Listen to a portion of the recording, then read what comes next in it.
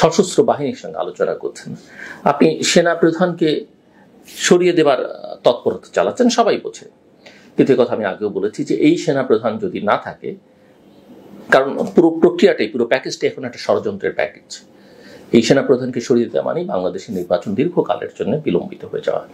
আর আমি একথাও বহুবার বলেছি যে জেনারেল ওয়াকারুজ্জামান, কেউ আমি দেখলাম সোশ্যাল মিডিয়াতে লিখছেন যে অন্যান্য দেশের মতো, পাকিস্তানের মতো, ইজিপ্টের মতো এরকম পরিস্থিতিতে কি হতে পারে, সেনাপ্রধানকে সরিয়ে দেওয়ার চেষ্টা হলে সেনাপ্রধান কি করতে পারেন, এবং সেই সব দেশের মতো আমরা চাই না। আমরা বাংলাদেশের সেনাবাহিনীকে সিভিল অ্যাডমিনিস্ট্রেশনের প্রতি লয়াল দিতে চাই। ডক্টর ইউনূস সেনাপ্রধানকে বহিষ্কার করতে চায়, কিন্তু ডক্টর ইউনূস অতীত ইতিহাস বা বিভিন্ন দেশের ইতিহাস হয়তোবা তিনি ভুলে গিয়েছেন, এমন মন্তব্য করেছেন একজন রাজনৈতিক বিশ্লেষক সাংবাদিক জিল্লুর রহমান। তিনি বলেছেন সেনাপ্রধানকে বহিষ্কার করলে দেশে একটা অরাজকতা সৃষ্টি হবে, কারণ সেনাপ্রধানের অনেক অবদান রয়েছে 5ই আগস্টে। এইগুলো সব ভুলে গিয়ে শুধুমাত্র তিনি নির্বাচন চাওয়ার কারণে তাকে বড় অপরাধী বানিয়ে দেওয়া হচ্ছে, অর্থাৎ সেনাপ্রধানকে ভিকটিম সাজানো হয়েছে বলে তিনি মন্তব্য করেছেন। তো সেনাপ্রধানকে বহিষ্কার করলে কি কি সংকট হতে পারে, আমরা জিল্লুর রহমানের আলোচনা শুনবো, এরপর বিশ্লেষণ করবো। আলোচনা শুনবার জন্য বাংলাদেশ এক চরম অনিশ্চয়তার মধ্যে। বাংলাদেশের ইতিহাসে 2 দফা 3 দিন করে বাংলাদেশ সরকারবিহীন অবস্থায় কাটিয়েছে, 1975 সালের 3রা নভেম্বর থেকে 7ই নভেম্বর, এবং 2024 সালের 5ই অগস্ট থেকে 8ই অগস্ট। আজকে বাংলাদেশ যে জায়গায় দাঁড়িয়ে, এই অবস্থায় সেই সরকারবিহীন সময়ও ছিল না। অর্থাৎ আজকে যে শাসন আমরা দেখতে পাচ্ছি, যে গভর্নেন্স আমরা দেখতে পাচ্ছি, মানুষের মধ্যে যে হতাশা আমরা দেখতে পাচ্ছি, উদ্বেগ দেখতে পাচ্ছি, 1975 সালের সেই দিনগুলোতে কিংবা 24-এর সেই দিনগুলোতে এই অবস্থা ছিল না। বাংলাদেশের মানুষের অনেক সমস্যা বিগত স্বৈর শাসকের আমলে অনেক রকমের সংকটের মধ্য দিয়ে বাংলাদেশ গেছে। তার মধ্যে একটা বড় সংকট ছিল যে মানুষের ভোটাধিকার ছিল না। 24-এর পট পরিবর্তনের পরেও বাংলাদেশের মানুষ কবে ভোট দিতে পারবে, সেই অনিশ্চয়তা কিন্তু এখন পর্যন্ত আজ অব্দি কাটেনি। প্রফেসর মোহাম্মদ ইউনূস বলছেন যে তিনি ইতিহাসের সেরা নির্বাচন করবেন। আবার তার পদত্যাগের আলোচনা বা গুঞ্জন যখন উঠল, তখন তিনি বলছেন নির্বাচনের জন্য তো দেশ প্রস্তুত নয়, কারণ এখন নির্বাচন হলে ব্যালট বক্স ছিনতাই হয়ে যেতে পারে, পুলিশ সেই অর্থে প্রস্তুত নয়। যে সরকার কেবল সংস্কার বলছে, সংস্কার না হলে বা সরকারের সমর্থকরা বলছেন নির্বাচন করা যাবে না, তারা 9 মাসে পুলিশকে ঠিক করতে পারেননি, প্রশাসনকে একটা ভালো জায়গায় দাঁড় করাতে পারেননি, তারা কি সংস্কার করবেন? 9 মাস কেন, 18 মাসও বা 36 মাসও তারা কিছু করতে পারবেন বলে আমি মনে করি না। এটা আমি অনেকদিন ধরে বলে আসছি। এটা অনেকে আমাকে গালমন্দ করেন, কিন্তু বাস্তবতা হচ্ছে যে আসলে এদের পক্ষে কিছু করা সম্ভব নয়। এরা একটা সুনির্দিষ্ট রোড ম্যাপ ঘোষণা করতে পারেন। কেউ বলেনি আপনি যে এত তারিখে নির্বাচন দেন, অত তারিখে নির্বাচন দেন, বরং বাংলাদেশকে একটা জটিল পরিস্থিতির মধ্যে ঠেলে দেয়া হচ্ছে। যে প্রতিষ্ঠানটি স্বাধীনতা এবং সার্বভৌমত্বের প্রতীক বাংলাদেশ সেনাবাহিনী, সেই প্রতিষ্ঠানটির সঙ্গে সরকারের সংযোগ প্রায় নেই বললেই চলে।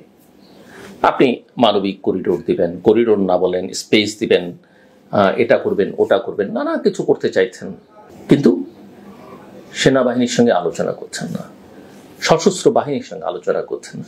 আপনি সেনা প্রধানকে সরিয়ে দেবার তৎপরতা চালাচ্ছেন, সবাই বোঝে।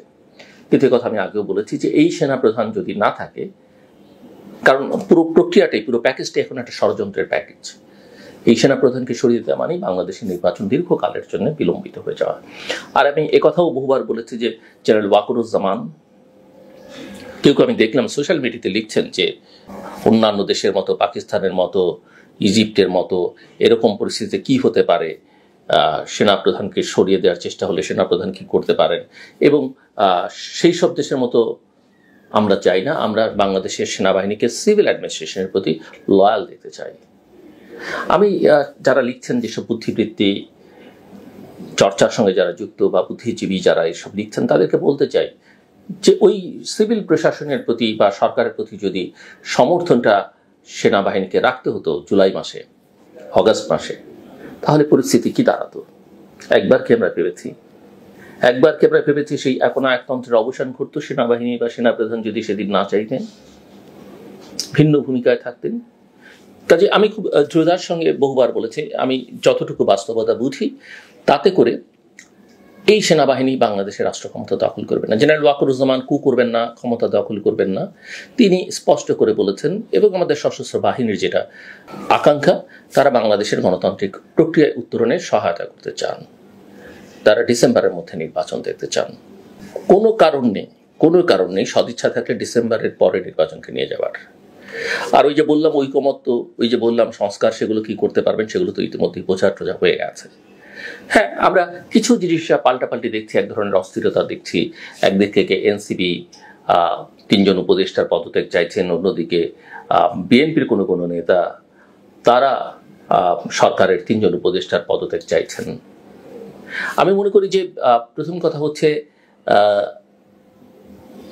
বিএনপির নেতৃবৃন্দ, বিশেষ করে ইশরাক হোসেন যে পদত্যাগ চেয়েছেন, মাহফুজ এবং আসিফের, এবং বিএনপির পক্ষ থেকে ডক্টর খলিলুর রহমানেরও যাওয়া হয়েছে, নিরাপত্তা উপদেষ্টা এবং high representative on Rohingya issues. আমি মনে করি যে মাহফুজ এবং আসিফ তো বয়সে কম, তাদের পদত্যাগ কেন? তাদের পেছনে এই যে উপদেষ্টা পরিষদে আরো বিগ শটরা আছেন, তাদের পদত্যাগ না চেয়ে এই 2 জনের পদত্যাগে কি সমস্যার সমাধান হবে? এটা একটা বড় সিন্ডিকেট। আমি বহুদিন ধরে বলবার চেষ্টা করছি, সরকারের বাইরে, সরকারের ভেতরে, দেশে বিদেশে একটা বড় চক্র এর মধ্যে, এবং দেশি বিদেশি চক্রের সঙ্গে যুক্ত হয়ে গেছে। কাজেই কেউ যদি মনে করেন মাহফুজ আর আসিফ সরে দাঁড়ালেন আর সরকার নিরপেক্ষ হয়ে গেল, এই সরকার নিরপেক্ষতা ক্ষুণ্ণ করেছে অনেক আগে। আমি 2টো পৃষ্ঠ আমার টেলিভিশন অনুষ্ঠানেও আমি বহুবার আমার বহুতি থেকে রেখেছি, এই আমার পডকাস্টও বলবার চেষ্টা করেছি। প্রথমত, এই সরকার কি নিরপেক্ষ? প্রমাণিত না। এই সরকার কি একটা ভালো নির্বাচন করবার সক্ষমতা রাখে? প্রমাণিত না। প্রফেসর মোহাম্মদ ইউনূস বলেছেন ইতিহাসে সেরা নির্বাচন তিনি করবেন, কিন্তু এখন তিনি বলছেন যে নির্বাচন করবার অবস্থা নেই, পুলিশ তৈরি না, প্রশাসন তৈরি না। দাঁড়ালোটা কি? দাঁড়ালো আসলে তাদের সেই সক্ষমতা নেই। প্রফেসর মোহাম্মদ ইউনূস পদত্যাগ করতে চাইছেন, তিনি বলছেন জাতীয় ঐকমত্য তৈরি হয়নি, রাজনৈতিক দলগুলো সহযোগিতা করেনি। আমি তো দেখি রাজনৈতিক দলগুলো তার সরকারকে পুরোপুরি সহযোগিতা করেছে, সমর্থন দিয়েছে। এই যে এত ধৈর্য তারা ধরেছে, হ্যাঁ আপনি বলতে পারেন যে তারা তো নির্বাচনের জন্য উদ্গ্রীব হয়ে গেছে, ক্ষমতার লোভে তারা এখন মদমত্ত, দেশে এখন সংস্কার দরকার ছিল, ঐকমত্য দরকার ছিল। কই সংস্কার তো কিছু করলেন না আপনারা। যে সংস্কারের জন্য ঐকমত্য দরকার নেই, যে সংস্কারের জন্য ইভেন সংস্কার কমিশনের রিপোর্টও দরকার নেই, যে সংস্কার করলে কেউ কোনো রকমের বিতর্ক করতো না, সেই সংস্কার তো আপনারা করেননি। বরং আপনারা একটা ষড়যন্ত্রের জালে জড়িয়ে পড়েছেন এবং দেশকে একটা ষড়যন্ত্রের দিকে নিয়ে যাচ্ছেন।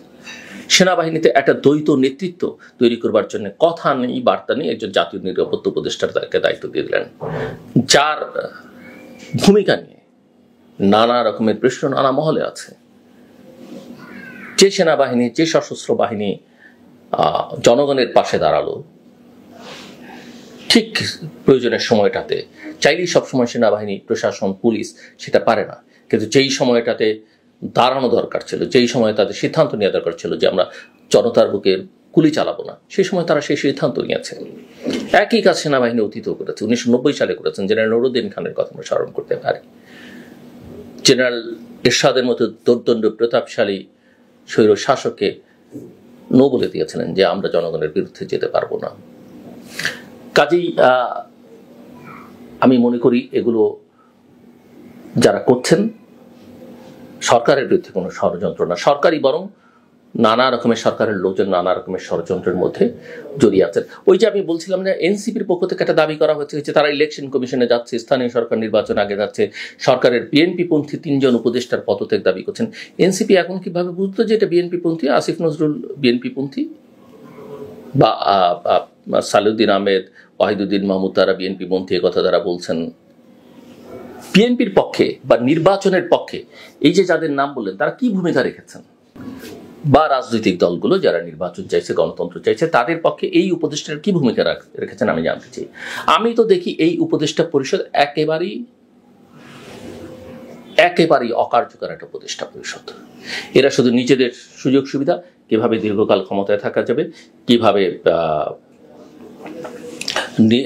নিজেদের কিছু গোছানো যাবে, এর বাইরে তারা কোনো কাজ করছেন না। একটা চক্র এর মধ্যে খুবই গভীরভাবে যুক্ত, যারা ষড়যন্ত্রে লিপ্ত।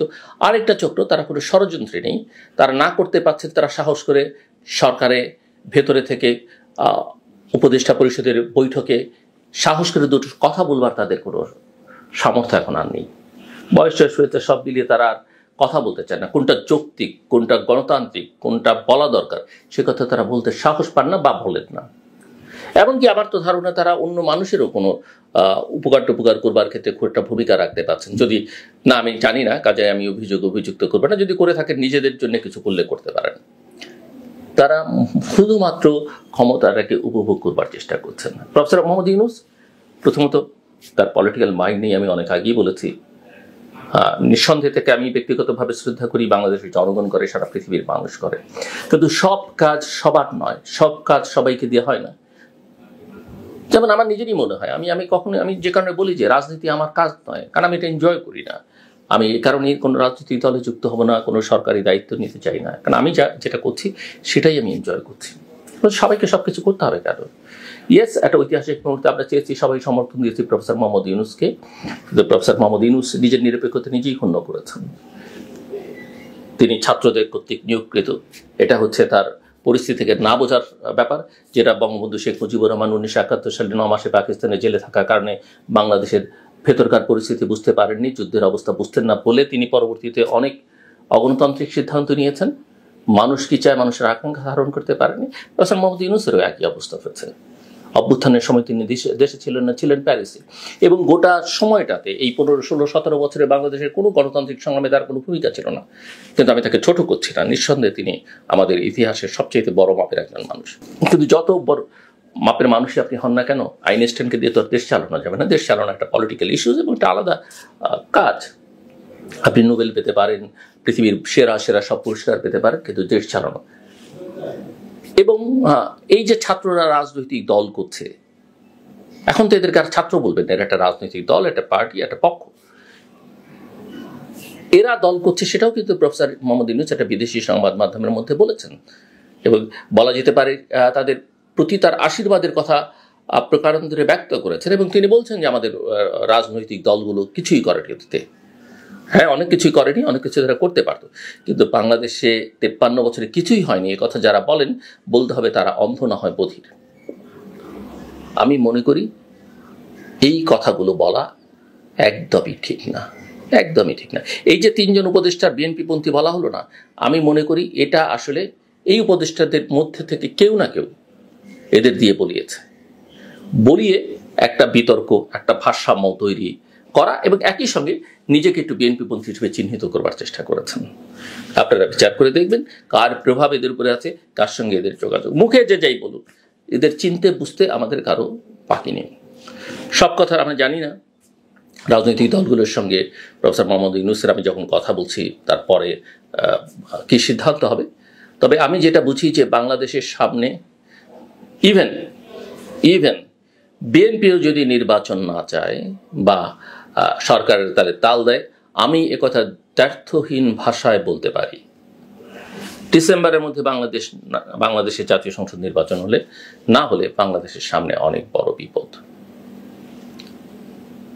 মনে রাখতে হবে, এখন থেকে আমরা কথা বলছি মে মাসে, ডিসেম্বর পর্যন্ত অনেক সময়, এবং গত অগাস্ট থেকে এই পর্যন্ত সরকার আসলে বেসিক্যালি কিছু করতে পারেনি।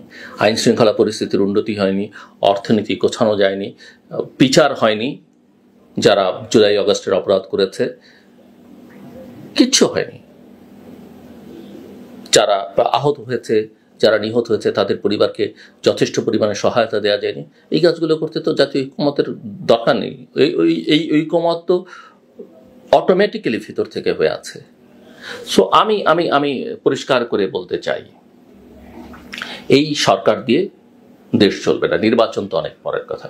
ইয়েস, আমরা এখনো চাই, সবাই চাই, রাজনৈতিক দলগুলো তো চায় প্রফেসর মোহাম্মদ ইউনূস সরকার প্রধান হিসেবে থাকুক। এই উপদেষ্টা পরিষদ দিয়ে চলবে না।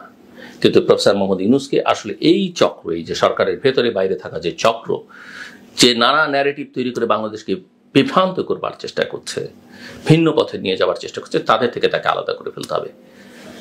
তিনি পারলে ভালো, না পারলে অসুবিধা নেই। কোনো কিছু শূন্য থাকে না এই বিশ্ব ব্রহ্মাণ্ডে। রাজনীতিতে কোনো কিছু শূন্য থাকে না। শেখ মুজিবুর রহমানের মতো একটা পাহাড় পর্বত প্রমাণ মানুষ ৭৫ সালের 15ই আগস্টের পর থেকে নেই। বাংলাদেশ তো থেমে থাকেনি।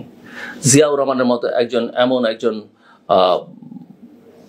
মানুষ যাকে এখনো মানুষ অনেক শ্রদ্ধা করে নানা কারণে, তার যে জনসমর্থন, তার যে আইডিয়া, ইডিওলজি সব মিলিয়ে জিয়াউর রহমান নেই 31শে মের পর থেকে 81 সালে। দেশ তো থেমে থাকেনি। শেখ হাসিনা নেই, বেগম জিয়া নেই, ক্ষমতায় নেই, শেখ হাসিনা ক্ষমতায় নেই, দেশ কি থেমে আছে? থেমে নেই। কখনো কখনো হুচুট খায়, থমকে যায়। প্রফেসর মোহাম্মদ ইউনূসও যদি দায়িত্ব থেকে সরে দাঁড়ান, আমি চাই না তিনি সরে দাঁড়ান, তবে অবশ্যই তাকে তার দৃষ্টিভঙ্গি বদলাতে হবে।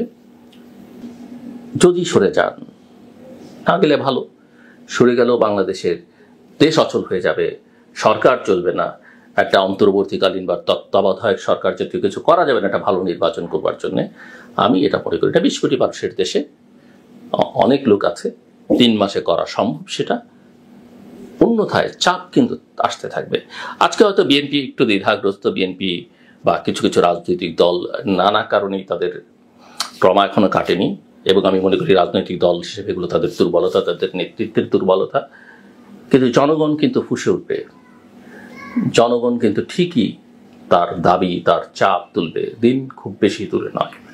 কথায় কথায় আমরা ভারতকে দাবি করি, আমেরিকাকে দায়ী করি, এগুলো করে কোনো লাভ নেই। এই যে সব সমস্যার পেছনে কি ভারত আছে, আমেরিকা আছে বা অন্য সব দেশ আছে? নিজের সমস্যা, নিজের ঘরের সমস্যার জন্য অন্যকে দায়ী করবার প্রবণতাটাও আমাদের বাদ দিতে হবে। মাথায় রাখতে হবে চাপ কিন্তু বৈশ্বিক চাপও আছে। সেনাপ্রধান যেদিন খোলামেলা কথাবার্তা বললেন, তার আগেই কিন্তু যুক্তরাষ্ট্রের দূতাবাস এর যিনি প্রধান, তার ডিফেন্সের কর্মকর্তা দিয়ে সেনাপ্রধানের সঙ্গে দেখা করেছেন। ইতিমধ্যে আপনারা দেখেছেন যে অস্ট্রেলিয়ার 43 জন এমপি 3টে সুনির্দিষ্ট চাওয়া নিয়ে প্রফেসর মোহাম্মদ ইউনূসকে চিঠি দিয়েছেন। কি চাওয়া? নির্বাচনের সুনির্দিষ্ট রোডম্যাপ ঘোষণা করুন, র্যাপিড অ্যাকশন ব্যাটালিয়ন বিলুপ্ত করুন, আর চাওয়া হচ্ছে জুলাই আগস্টে যারা আহত নিহত হয়েছে তাদের ক্ষতিপূরণ এবং তাদের পাশে দাঁড়ান। আমার কথা খুব পরিষ্কার, বাংলাদেশ একটা অস্থিতিশীল অবস্থার মধ্যে আছে। নানা জাতীয়, আঞ্চলিক এবং আন্তর্জাতিক ষড়যন্ত্রের মধ্যে বাংলাদেশ। এখানে জনগণের ক্ষমতায়ন দরকার, আর জনগণের ক্ষমতায়ন হতে পারে একমাত্র উপায় একটা অবাধ, সুষ্ঠু, গ্রহণযোগ্য, অংশগ্রহণমূলক আন্তর্জাতিক মানসম্পন্ন নির্বাচন দিয়ে। এখানে ওই আওয়ামী লীগের দোসর, ভারতের দালাল এগুলো বলে করে লাভ নেই। বাংলাদেশের জনগণ খুব ভালো বোঝে কি ভালো আর কি মন্দ, কাকে তার গ্রহণ করতে হবে, কাকে তার বর্জন করতে হবে, কাকে হাজার হাজার মাইল দূরে রাখতে হবে। শেষ করবার আগে একটা কথা বলি, সবসময় আমি বলবার চেষ্টা করছি, নানা কথা, প্রতিদিনই নানান কথা। আমাদের জীবনে সেল ফোনটা খুব গুরুত্বপূর্ণ, মোবাইল ফোন। কিন্তু মনে রাখতে হবে পৃথিবীর বহু আবিষ্কার, বহু কাজ, বড় বড় কাজ যখন এই মোবাইল ফোন ছিল না, এমনকি টেলিফোন আবিষ্কৃত হয়নি, তখন হচ্ছে। এখন নিঃসন্দেহে আমরা সেল ফোন ছাড়া চলতে পারি না আমাদের জীবনটা। একটা জিনিস খেয়াল রাখবেন, আপনি যখন কারোর সঙ্গে কথা বলেন বা আপনি যদি কোনো মিটিংয়ের মধ্যে থাকেন, এই সেল ফোন টেপা, টেক্সট করা বসে বসে অন্যের দিকে না তাকিয়ে, এটা বন্ধ করবেন। এটা হচ্ছে অন্যকে ডিসরেসপেক্ট করা, অসম্মান করা। আপনার যতটুকু কথা বলে আপনি ততটুকু কথা বলেন, সেখান থেকে সরে যান, তারপরে আপনি আপনার ফোনের কাজটা করেন।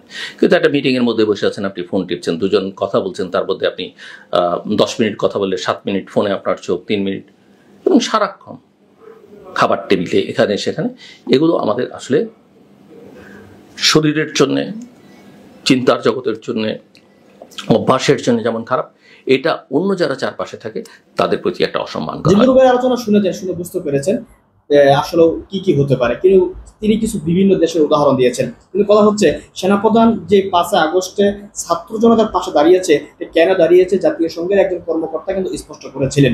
কিন্তু সেনাপ্রধান নিজের জন্য কিন্তু কখনোই বা এই ছাত্র জনতার জন্য কখনোই তিনি রাজপথে ছাত্রদের সাথে আসে নাই, বরং নিজেদের স্বার্থে এসেছিল। আর যাই হোক, যে কারণে আসছিল, তা তিনি আসার কারণে বড় একটা গৃহযুদ্ধ থেকে, একটা রক্তক্ষয়ী যুদ্ধ থেকে বাংলাদেশ ছাত্র জনতা বা বাংলাদেশ রক্ষা পেয়েছে। এর জন্য অবশ্যই তিনি ধন্যবাদ পাবেন। কিন্তু তিনি সেখানে বসে তিনি যদি দিল্লির সাথে আঘাত করে দেশকে অস্থিতিশীল করার জন্য, ডক্টর ইউনূসকে বিবৃতি করার জন্য রাজনীতি করেন, রাজনৈতিক দলগুলোর সাথে বৈঠক করেন, তখন তো একটা সরকার এটা কখনো মেনে নেবে না। আর একটা সরকার কখনো স্বাধীনভাবে কাজ করতে পারবে না যদি ওই দেশের সেনাপ্রধান ওই সরকারের উপর হস্তক্ষেপ করে। ঠিক বাংলাদেশে বর্তমান যেটা হচ্ছে, তো এটার কারণে কিন্তু মূল সমস্যাগুলো হয়েছে। সেনাপ্রধানের উচিত ছিল তার জায়গায় তার থাকা, এবং নির্বাচন কবে হবে, কিভাবে দিবে, এটা নিয়ে তার কোনো কথা বলার প্রয়োজন নাই। এটা নিয়ে রাজনৈতিক দলগুলো আছে, তারাই কথা বলবে। কিন্তু সেনাপ্রধান একবারিয়ে নির্বাচনের জন্য বাড়তি একটা প্রেশার সেট করলেন প্রফেসর ইউনূসকে, আর সেটার জন্য তিনি বিব্রত হলেন। এই জন্যই তো মূলত সমস্যাগুলো সৃষ্টি হয়েছে। যাই হোক দর্শক, ব্যক্তিগতভাবে আপনার আলোচনা শুনেছেন এবং সেনাপ্রধানকে নিয়ে, ডক্টর ইউনূসকে নিয়ে আপনার মন্তব্য কি, কমেন্ট বক্সে কমেন্ট করবেন।